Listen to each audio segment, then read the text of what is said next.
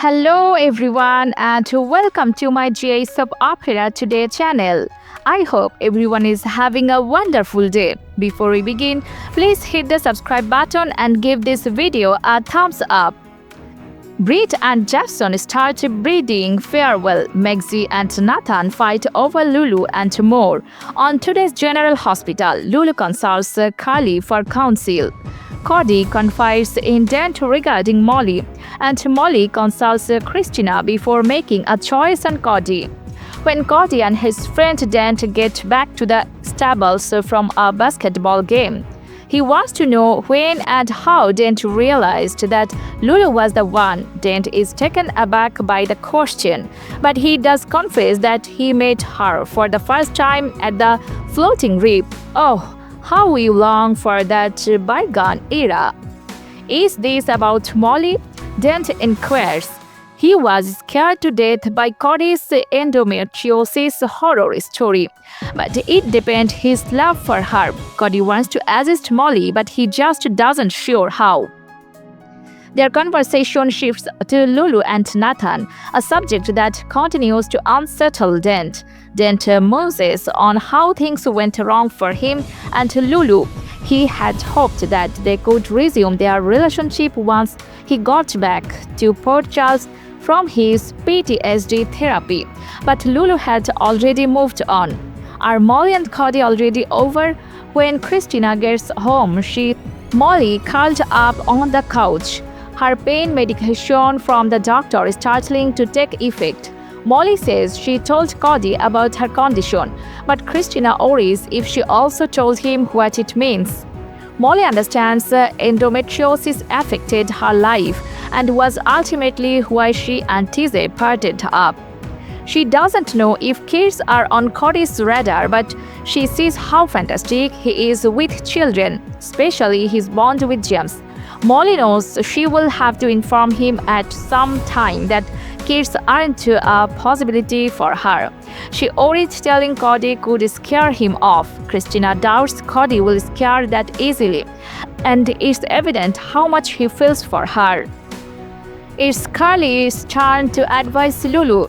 Carly drops by Lulu's as she summoned her over to tell her that she and Nathan are dating one another.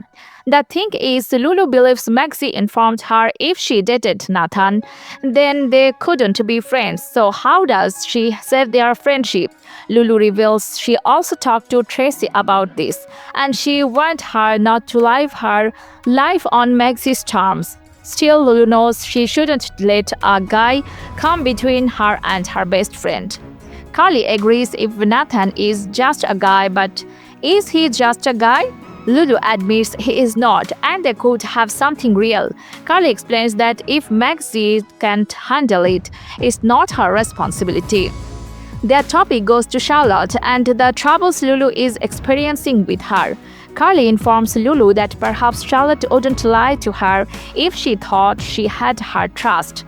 Later, when Carly has departed, Lulu summons Charlotte down. Lulu explains she had a fight with Maxie and wants to reconcile things. She is letting Charlotte to stay here on her own, but requires her to pick up Rocco from the hospital later. Maxie checks her claim.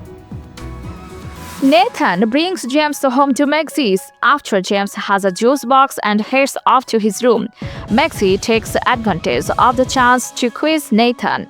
She wonders that night in the cemetery, when they reunited, if he was relieved she selected Spinelli and what he would have done had she chosen him.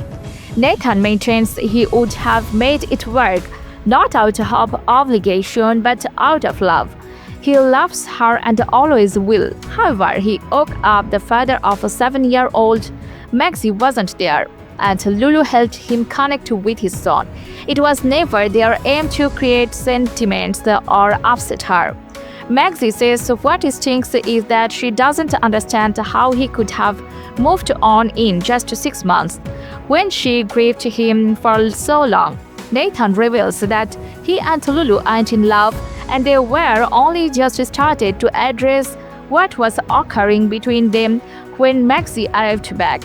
Nathan says that he and Lulu already agreed to end things when she woke up, and they didn't inform her so as not to upset her. Eventually, Nathan loses a bit of his cool and says, "You picked Spinelli. What am I supposed to do? Stay alone for the rest of my life." Maxie tells him she wants him to be happy, just not with Lulu. "Lulu is mine," Maxie informs him. Britt's goodbye tour. At the hospital, Britt pulls Rocco away to say goodbye to him for her mom, who went for a medical conference. Rocco knows as Albrecht texts him. Rocco informs that both she and her mother have been amazing. Britt adds her mother doesn't open her heart to anyone, but he made it easy by just being himself. It's evident that Britt is saying goodbye to Rocco using her mother as a cover. Rocco gets back to work, but not before giving Britt a hug. Britt is emotional and she and Lucas converse alone in a break room. Lucas admits she is changed. She is still a pain in the ass, but she is risking everything to stop Sidwell and Colum. He tells her she is a hero, which is why she belongs in Rocco's life, in spite of what Lulu might think.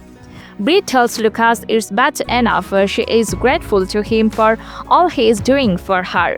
Don't make her admire him too. She smiles. Britt asks Lucas to take after Rocco while she is gone, and he swears he will. Britt joked that Brad's skull would burst if he realized they were working together. "Hey, where the heck is Brad anyway?" Jason lays down the law. Jason comes into Carly's attic, gun drawn, and orders Valentin to convince him that he is not going to hurt Carly. Jason puts his pistol down, and Valentin explains that working with Carly and keeping her safe is in his best interest, as Carly is his chance to take Brennan down and clear his name. Valentin assures Jason, "You know, I always look out for number one." Jason lets him in on the fact that Colum is working with Sidwell, which complicates things, making blaming Sidwell's misdeeds on Jack a bit more difficult. Jason says that Carly working with him is preferable than her going up against Jack on her own. He argues that if anything happened to Carly, there will be no place for Valentin to hide from him. Jason then exits. Jason says his goodbyes. Carly returns home later and finds Jason sitting in her kitchen. He assures her that Valentin is still alive. She wonders what is going on, and he explains he is there to say goodbye. He and Britt have to leave, and he can't tell her where they are going. Jason feels like he is deserting her, but she exclaims, "You were trusting me, and I can't tell you how much I love you for it." Carly swears she will be here when he gets back, and he pledges he will be back. Meanwhile, Charlotte tries to sneak into the attic to see her dad and assures she was careful. However, she needed to fill him in about Nina and Jack Brennan's current encounter, and she had decided to lie to Nina about where he is to throw Brennan off his track. In her kitchen, Carly asks Jason what he will tell Danny. He says he's not sure yet. Carly proposes he tell Danny he is leaving, doesn't know when he is coming back, and that he loves him. She then sobs, "Stay safe." He requests the same of her. They embrace. In the attic, Valentin appreciates his daughter's offer, but they should keep to the story that he hasn't heard from him. She asks about his plans, and he tells her that if everything works out, he won't have to leave town and go back on the run. In the stable, Dent advises Cody not to hold back with Molly and miss out on his shot at happiness. At their home, Molly tells Christina that if she and Cody are going to have a shot at a relationship, then she had to tell him she doesn't want kids. Finally, Nathan asks to Maxie, "What you own Lulu?" Maxie doesn't, but if he and Lulu have one another, who does she have? That's when there is a knock at the door, and it's Lulu on the next general hospital. Chas tells Dent he wants to find baby Jane Doe's relatives. Sonny begs Gio to do something for him. Maxie cries to Lulu. That changes how I feel about us. General Hospital spoilers Friday, March 13.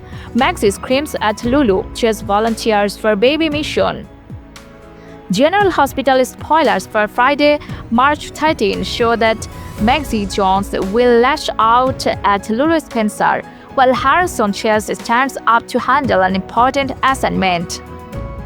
At the PCPD, Chase will tell Dent Falconeri that he wants to volunteer to find baby Jenda's family.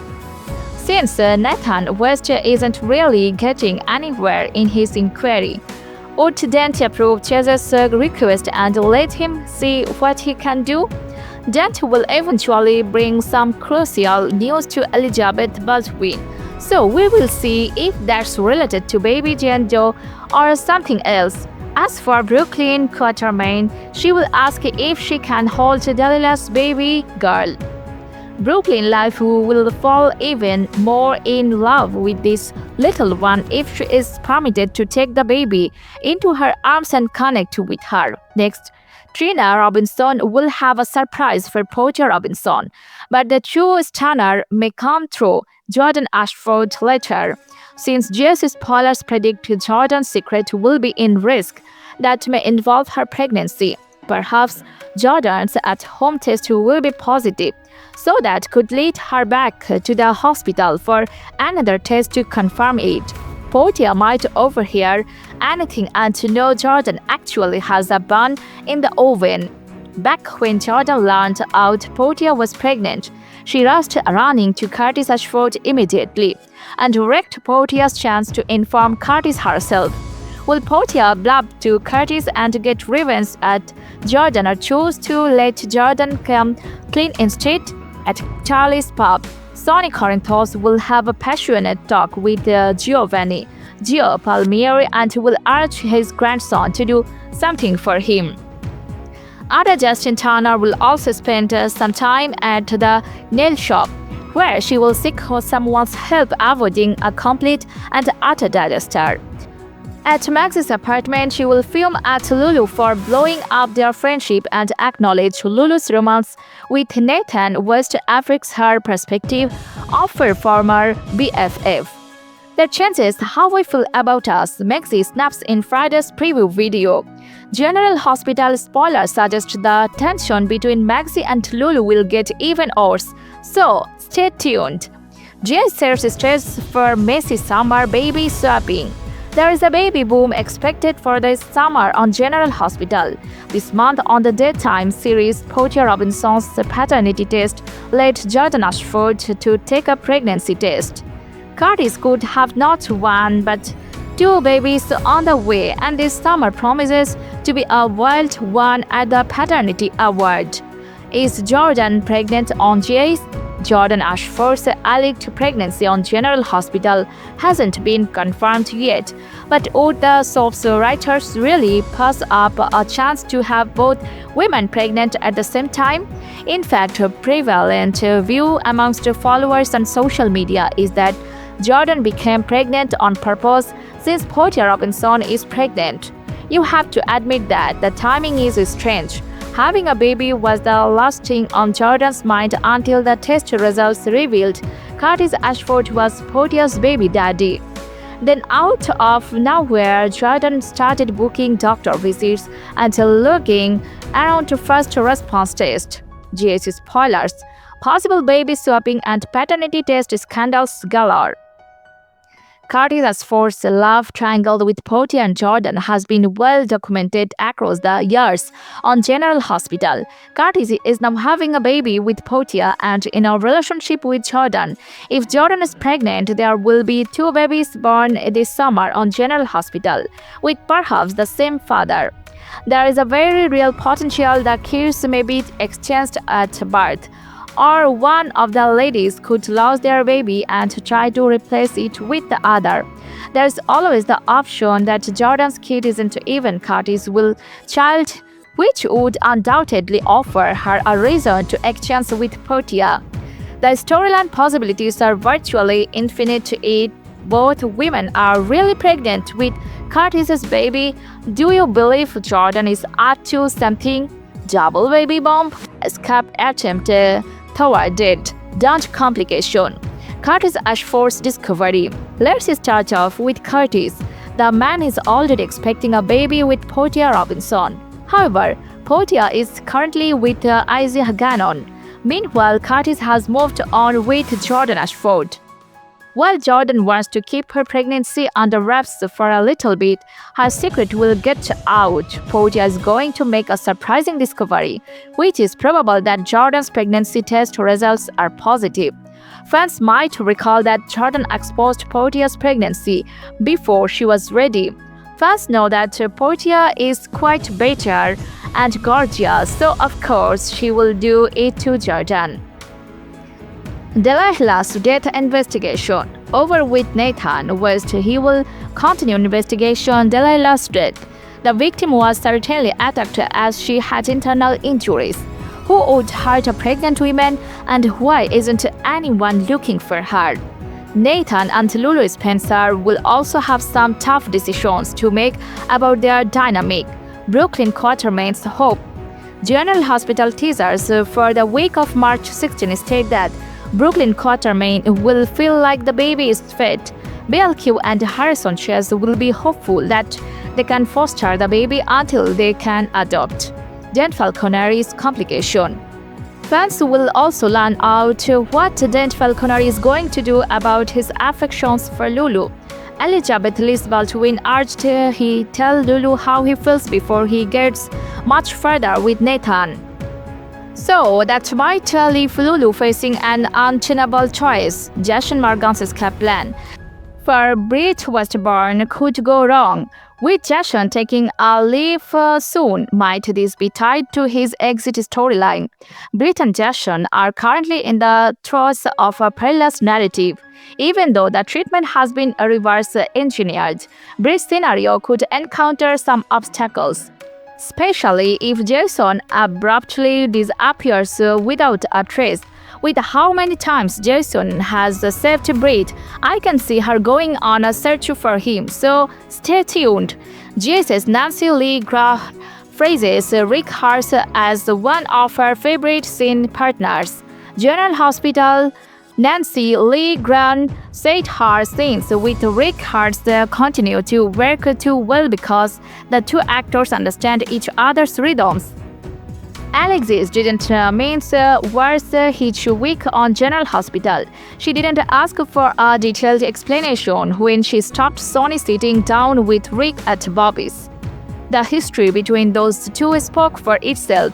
She asked Sonny not to trust a man who had failed him time and time again. That kind of straightforward honesty is exactly how Alexis operates. Off-screen though, Nancy Lee Grahn has a totally different take on the guy behind Rick. The Emmy winner recently opened up about working with Rick Hurst. Nancy Lee Grahn acknowledged Rick Hurst as one of her favorite scene mates. Grahn stated their long relationship from the Rex's era still impacts their chemistry today.